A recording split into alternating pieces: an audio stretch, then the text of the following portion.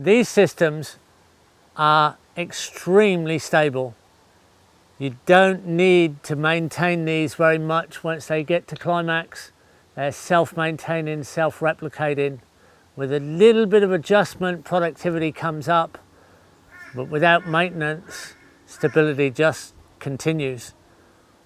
This is an exciting system to be able to show students and visitors to the farm that we can re-inhabit a paradise of perennial food.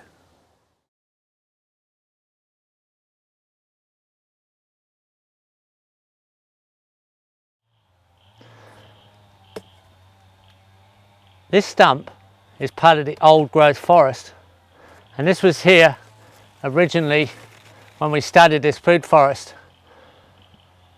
And I think you should look at exactly what can happen in 10 years, because it's no good worrying all the time about where we're at now if we don't know where we could be in a small amount of time. You need to realize how abundant the situation can be in a short amount of time.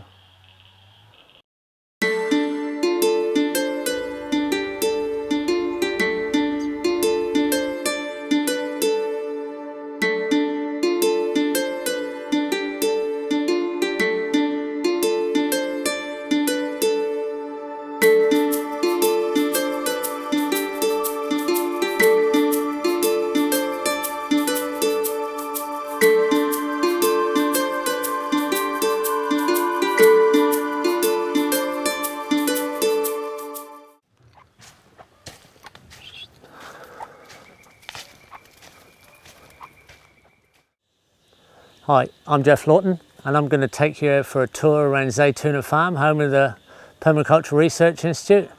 It's now 11 years in development. We started in 2001, and there's plenty to see.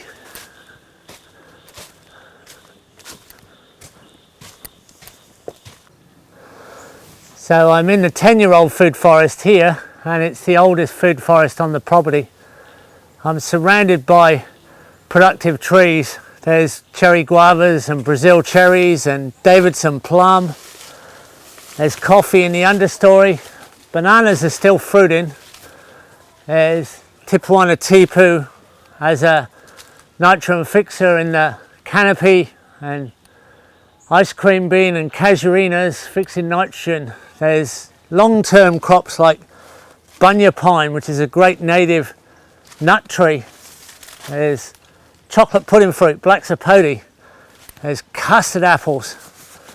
There's jaboticaba and gramachama and mulberry.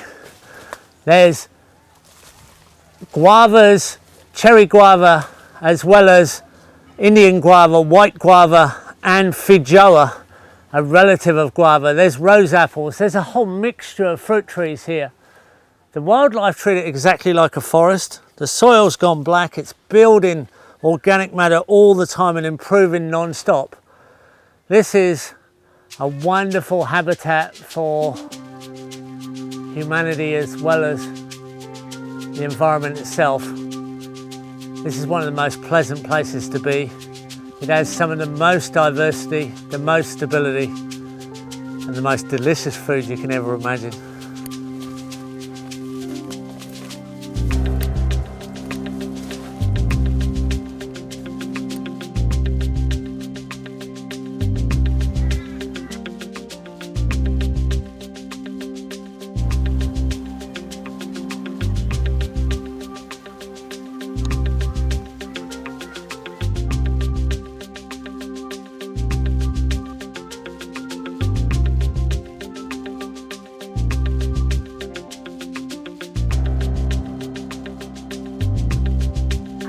It's not just the fruit trees above the ground in a food forest, there's food under the ground that's climbing up the trees as well.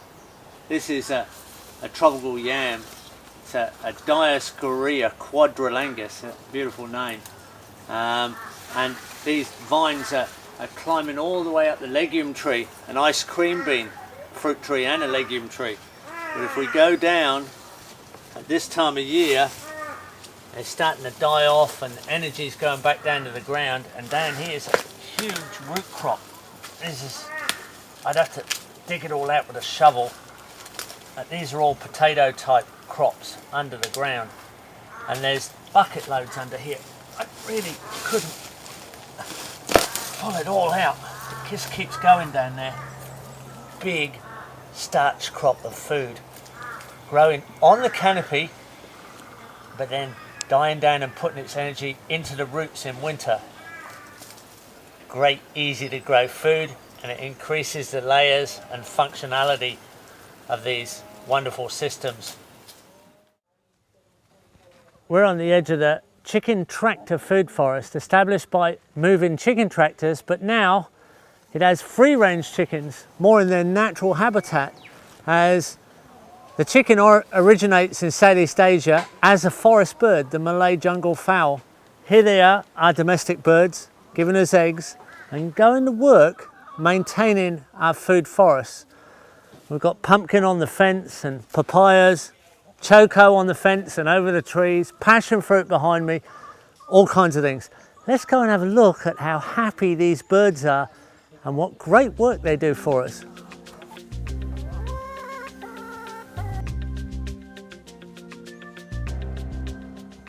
The chickens have a small door here that we open up to give them access to the food forest, and we lock them up so they're secure at night.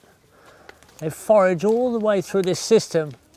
Any surplus organic matter, they're generally kicked downhill. We can pick it up on the lower side, but we feed the chickens every day around specific fruit trees that are starting to go into fruit, or they're flowering, about to start fruiting.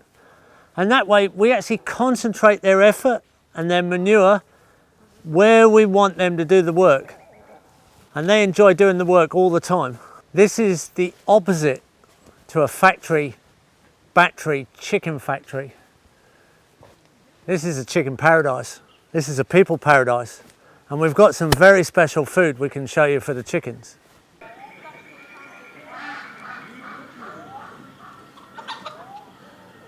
Here we have a black soldier fly larvae farm. These flies arrive as soon as there's any decomposing fruit or vegetable waste, and they lay their eggs in the waste. Most people may have seen them in their compost or their worm farm. These larvae actually eat enormous amounts of waste material, about 10 times the amount worms process. And they're really good feed for poultry, fish and ducks. Very high in protein and fats. It's a waste to healthy chicken, poultry, a wealthy system of good natural cycling.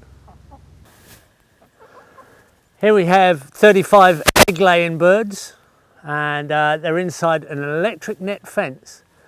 We have a car trailer that's been converted to their chicken house, and it moves independently around the farm. It's got its own solar powered system, little battery charging the fence, solar panel on the roof, water supply and feed bin, nest boxes on the side. We're getting about 10 dozen eggs a week out of these birds, but we're also getting 150 square meters of prepared ground. They've only been here 12 days and they're nearly ready for a move. We'll chip out the remaining grasses, prepare it with a ground cover, and then start planting food forest. Here we have systems that are 6 weeks old, 1 month old, just 3 weeks old, and over here just 10 days old. Each move is planted to food forest after chicken preparation over a large area. A great way to move a food forest quickly into establishment and almost guarantee that you're going to get good tree growth and a dominated canopy which will emerge out of a ground cover of nitrogen fixing cover crop. Fast moves on food forest, a great way to cover distance quickly. Here's one of our rabbit tractor systems. Our meat rabbits here We finish them off with grazing over the pasture with a net underneath the large open cage here, and they're extremely productive animals. Their breed cycle is every 11 weeks they come through to breed age. A wonderful animal to produce meat with very high quality manure, 8:1 nitrogen carbon ratio. So behind they leave a very fertile ground base. A wonderful example of putting animals to use through open grassland in quite a nice open living condition.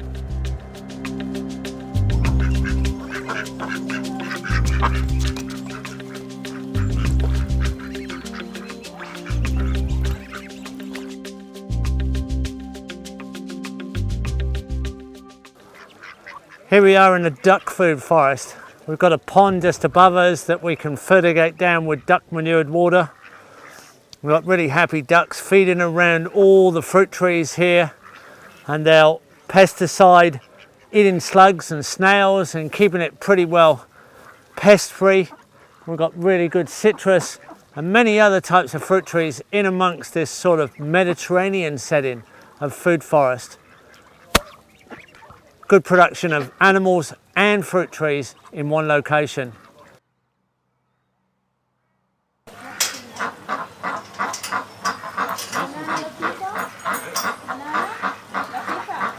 We're on the edge of our urban garden demonstration where we've tried to use completely recycled material. And this is our aquaponics. We have 4 bars full of gravel, recycling the nutrient from our fish system. We have a 1 cubic meter or fish container here. There's 200 silver perch that are growing out here, and the nutrient from these goes through the gravel bath grow beds. They grow vegetables. They go on down to a goldfish pond, which is a sump for the water, and then with solar power, electricity, it's pumped back and oxygenates the fish right here. So fish, vegetables and an ornamental pond all in one circuit in our little recycled raised bed urban garden demonstration. You can't put a cheaper vegetable protein system together than this, with very low energy input and great output product yield. Here's the use of vertical stacking. We've got pumpkins all the way up this bamboo fence next to the duck yard, around the cow dairy yard, onto the chicken yard, and they're going so well. The bamboo's getting a bit old and he's sagged with the weight, but we got lots of bamboo. I mean, there's no problem about replacing the bamboo in that time frame. In the meantime, it's coming on to winter and we're going to have lots of lovely pumpkin soup. So we're shading the birds. We have been shading the birds, and now we're going to feed ourselves, and we're probably going to put a new strip of bamboo along the top, which we have plenty growing. So a nice little bit of tight stacking in a vertical space.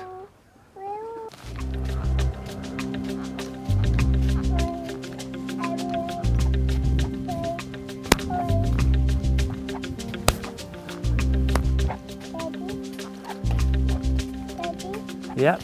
Oh look, we're going to look at these tomatoes. Look at these tomatoes here. We're here in the kitchen garden, one of Zaytuna Farm's main diverse food supplies. We're going from summer to winter crop now, and the last of our corn and seed crop are in from summer. And this is a garden that has continuous crops of diversity. It's the most diverse part of the vegetable growing system that we have. And it's quite a large garden, but it provides a lot of meals, contributes to most of the 25 to 30,000 meals produced on site every year. And all kinds of perennial and annual plants are included, and seasonal changes. It's fertilized with mulch, compost tea and biofertilizer. Those are the main fertilizers of the garden. And then companion planting, but evolution sometimes just happen by accident. Here's one right in front of me. This is a garden bed that was initiated by the chickens and the chicken tractor inside the electric net fence. And at that period, when they were processing this area and digging it over and manuring it and getting it ready for a garden, we had a lot of cherry tomato plants finishing off in the kitchen garden. So we threw them to the chickens, and then we put in a cover crop and planted some of our mulch trees that we want to produce. And the whole thing almost has been completely taken over by cherry tomato plants. We didn't plant them, the chickens planted them, but we're going to harvest them. And it's a wonderful evolution without any work going in. The work going in was to feed chickens old tomato plants with a few extra tomatoes on, and they planted them, we're going to harvest them, and the cycles just keep repeating like that.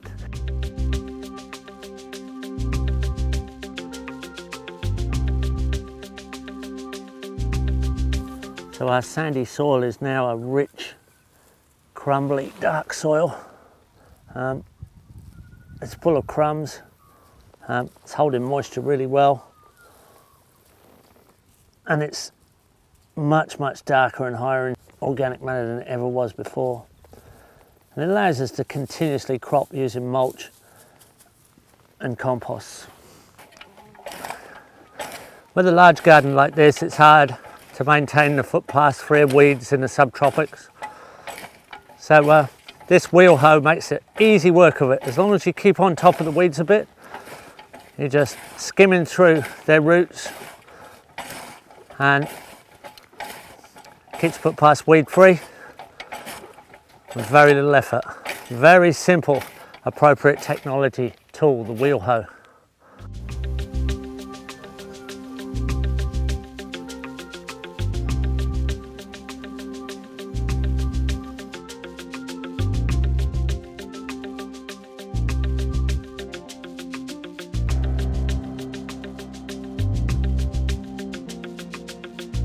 Here are our compost toilets, a batch system, and our faithful old rocket stove that heats the hot water. Large thermal mass rocket stove heater. Great little system. Starting the rocket stove's pretty easy. Once we've got the fire going in there, we just give it a bit of a fan. There we go. Too easy. Now it's drawing straight up the chimney. It's already burning so hot it's not smoking. Just keep that fire running for about 20 minutes and we'll get about 20 showers out of this system.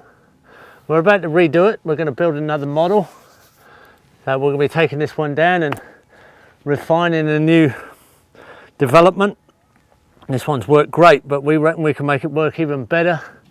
We've got a 44-gallon drum in here and it's full of water, and it's got a blow-off valve so it doesn't explode with steam, but travelling through that is 18 metres of copper pipe carrying the actual water you're showering in, and the thermal mass of the larger body of water is heated by the rocket stove, and the water passing through that hot water gets heated on its path to the shower. It's so hot that we have to put a tempering valve on there so people don't get scalded. Tempered down to about 60 degrees centigrade. So little wood for such a lot of hot water, such a small amount of energy in to a great resource out. People love this system, they're copying it everywhere. We intend to keep refining it and sharing our results with the world. It's a valuable way of saving energy. Everybody likes a hot shower. This is our reed bed system. We have a double reed bed system. Big gravel at either end so the grey water sinks down and transits through the roots of the reeds. This is a commercial system in Australia. This is a system that is recommended by Lismore Shire Council. You can see it on Lismore Shire Council website, well explained. It's very easily set up. There's just little overflow pipes in here that set the level of water under the gravel, goes through 2 reed beds and out through filtration trenches into the ground. This is a large system. It caters for 12 showers and a commercial kitchen. This is ready for our larger development which we're moving into. Biological cleaning of wastewater and industrial waste is the future. It's the only way it's going to be done.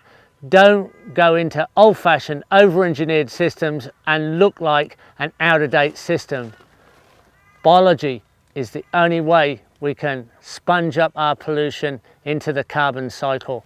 Long chain carbon molecules. Down here, we've got another carbon cycle. We've got our main crop. And you can see some of the boys down there working in the main crop garden. It's the time of year we're planting potatoes and broad beans and our brassicas. Let's go down and see what they're doing.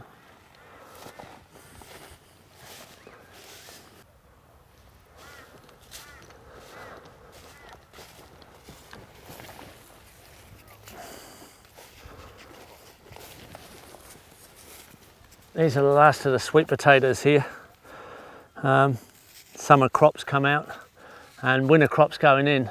We've got 12 beds of potato in already and a bed of wheat up the top. We're getting ready. Some of the guys here are putting in the broad beans and cabbages. This is the broad area crop. This is the main crop area.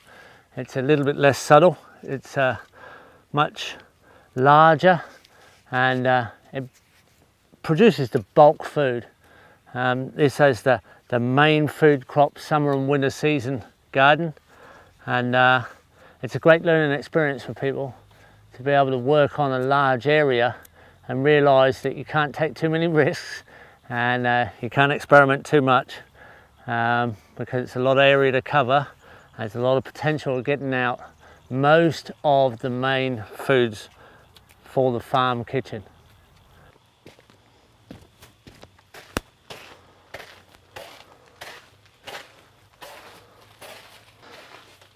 This is our polytunnel incubating house. Many things, many plants and trees start their life in here. More so in the cooler months than the warm months because it gets very hot here in summer. We don't need it in summer, but in the cooler times, either side of the hot months, our seedlings, our vegetable seedlings, our little legume trees, our exotic cuttings are in here at this time because it's going towards winter now. Our new collections of taro, our herbal cuttings, our divisions, more legume trees, always more legume trees, more vegetables just cycling all the time. And this is really the incubating nursery. And we've set it up with a humidifier, a little tiny bit of solar electricity here, pressure through gravity from the dams and a big filter. And as soon as it dries out, this little stainless steel fly swat just gets a bit lighter and lifts and trips a mister. And then when it gets heavy with the moisture, it drops again. Nothing ever dries out. Great little system, takes out all that really regular discipline that's needed for these nursery situations where you have so many embryo babies coming through to be abundant, long-term, productive or strong support species. Central to every project, I think, the incubating nursery. Let's go on to the next stage.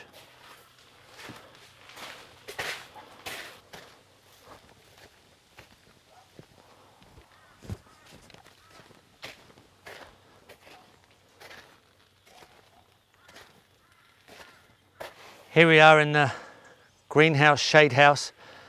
We've sheltered like conditions.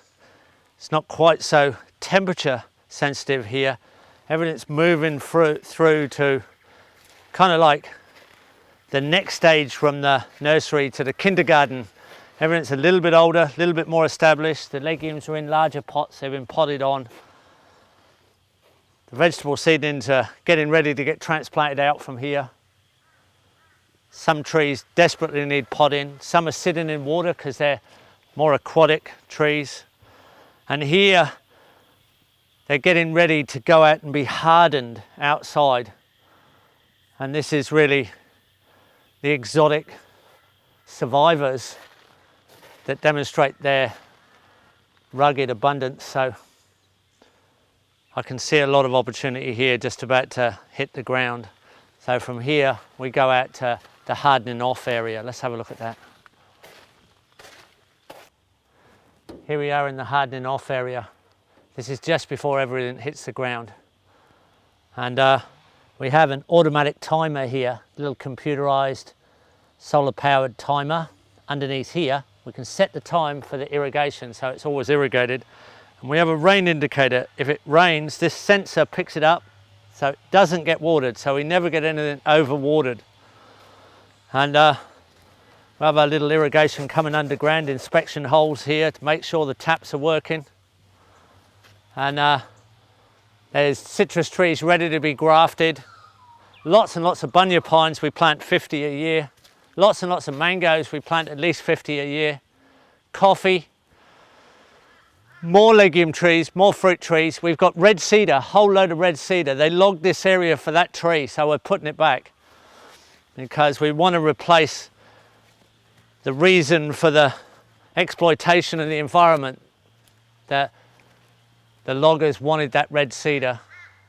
And over here, in a slightly harder area, we have our bamboo nursery, and we're dividing and separating and extending bamboo continuously.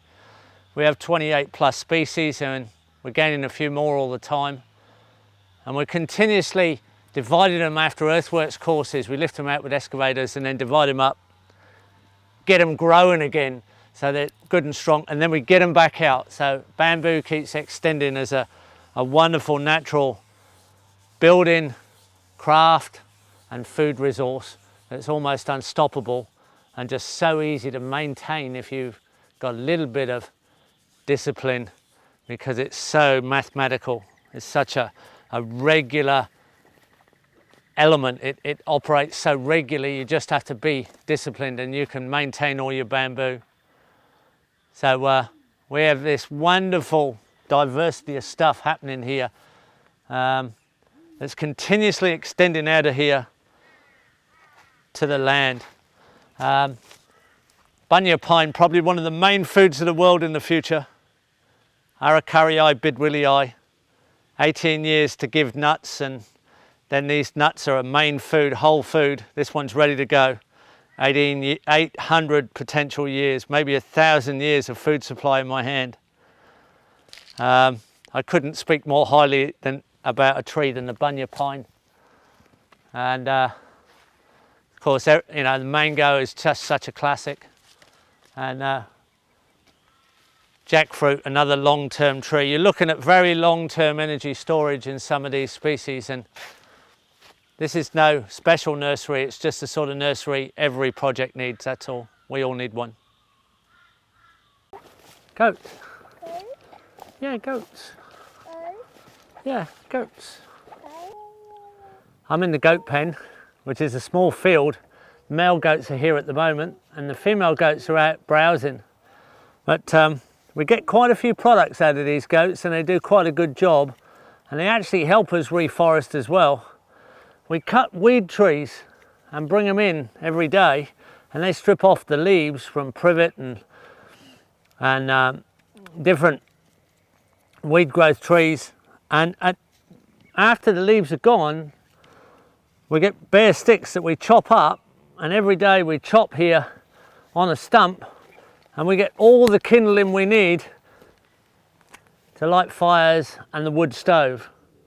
So there's an ongoing product of sticks all the time.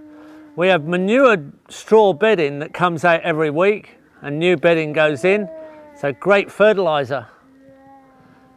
We milk goats, so we're milking the females and we're getting a few litres of milk every day, and then of course they produce babies and not all of them are females, and they get processed through as goat meat.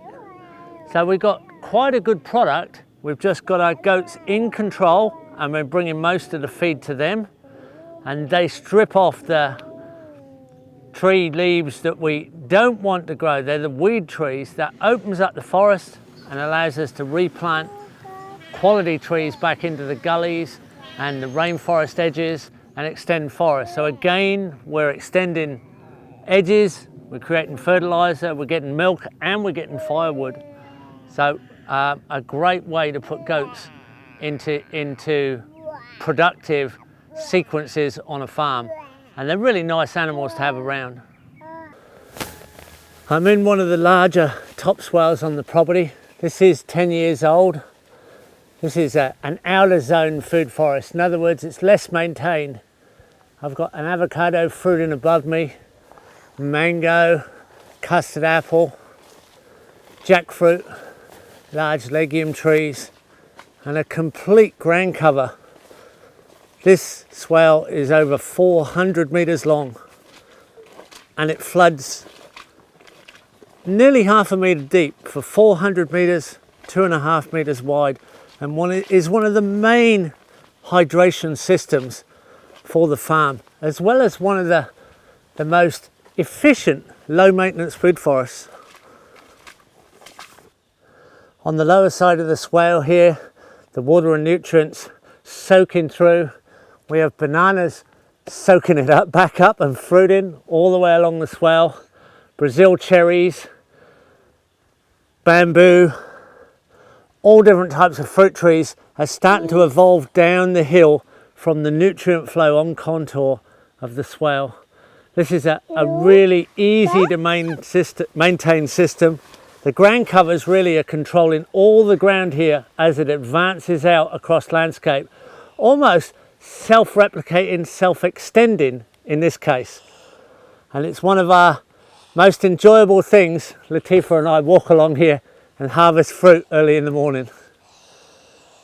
I'm stood in the spillway of a dam we call Paradise for good reasons. It's one of the prettiest dams on the farm and the oldest dam. It's well established next to a food forest. We have a swivel pipe connected to a pipe under the spillway, so at any time we can just swivel this pipe down, and there we can take the water straight down and feed a swale that goes almost a kilometre out on contour through the landscape and has a kilometre of food forest planted on it. A simple mechanism that just diverts water or retains water with one simple move. And here you can see the amount of pressure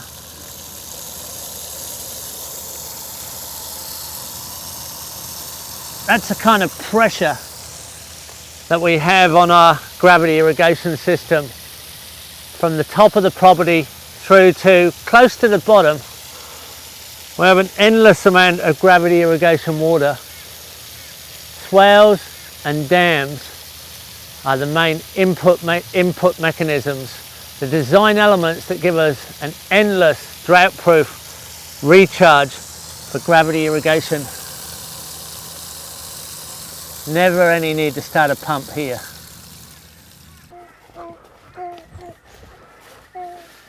Well, here's the Terania Creek, the bottom of the property. And this is a pretty clean creek in relation to our input. Our water just comes down here through natural biological systems. No nitrogen, no fertilizers, no chemicals, no biocides. All the things that go out to the ocean and cause algae blooms, here everything is retained in the system for as long as possible as natural life enhancing biology. Our systems actually attract wildlife. Our wildlife diversity is increasing all the time, and our water quality is exceptionally high and full of life. This is a system all of us should adopt. Here are the dairy cows, and these dairy cows here are on a very natural river flat pasture. This is our great milk production system. These three cows here you can see in the scene, they're all being milked. There's two calves down there as well, and the electric fence moves every few days, giving us fresh pasture and enhanced growth. A diversity keeps increasing in the pasture grasses, and the quality of the milk increases all the time with it. We mineralise our cows with rock minerals, sulphur, dolomite, kelp, seaweed, and apple cider vinegar, molasses, a little bit of copper sulfate, and those minerals become plant soluble and they're pooped out all over the pasture. Every now and again we come through and mow it and increase the organic matter return quickly, but we're getting mineralized milk and meat and manure, and it's all helping the whole system become richer and more diverse all of the time. Here's a bit of fishing net wrapped up around a Hessian sausage that we hang in the dairy lane as the cows come through to be milked. This is soaked with natural tree oils, and they know that this keeps the flies off if they rub this on their back. So the oil that's on my hands here gets on the cows and keeps them stress-free from any of the flies that reduce their productivity. Great little natural system, mostly made out of natural material, bit of nylon fishing net, but the rest is just Hessian. And we have the same in the beef cow cells, just taking down the stress of any little predatory flies with natural oils. Simple system, good result. These are our beef cows, and we have a grazing cell here that's completely mobile around this electrified cattle laneway. We have 2.3 kilometers of cattle laneway and 47 gates. Over 100 cells can be divided at any time. The cows don't need to come back to the same pasture for 50 days if necessary. We can just keep moving around as cell grazing throughout the polycultural system of Zaytuna Farm. This has been one of the best innovations to be able to move the grazing animals. Beef, cattle, horses and the dairy cows can continuously move in a flexible set of rotations, and they can help us clear country so that we can reforest and re-enhance the landscape and improve the pasture at the same time. It's a great system, and it's one we need to report on because it's been so successful. So here the cows have come through and grazed off, and we've let them into the edge of the forest. They've cleared a lot of the weed trees and lantana and vines, and then we come through and clear, and they've prepared the ground. They've crash grazed an area so that we can replant rainforest quality species and extend the forest out to the inappropriate grazing area. So the cows are working for us to extend the quality of the forest, and in doing so we're also extending quality pasture in appropriate slopes. So a double function of cows preparing ground and improving pasture at the same time, all from the cattle laneway. These areas of wilderness, these zone 5 outer areas as we call them in permaculture systems, these are the areas we're extending. This is the natural rainforest extension area, and the cows are allowing us to extend this wilderness. That's a wonderful partnership that we have, and these are great areas to just sit and reflect when you come to Zaytuna Farm to learn about how nature interacts with productive interactive diversity. Beautiful reflection areas. This is what we call the Fairy Gully. Well, we've given you a bit of a tour around. We can't show you everything. There's so many finer details and so many little evolutions happening everywhere. It's a living, learning experience, and if you're ready for it, if you're ready for this sort of immersion, 10 years of permaculture transforms a rundown, burned out old cattle property into this sort of abundance, if you're ready to learn and immerse in this sort of experience while you go through transformation of education and get another worldview, then this is what we offer. This is the situation we teach in, and it'd be lovely to see you here, and we hope we can help more and more people to go out and change the world so that we can all live this sort of experience.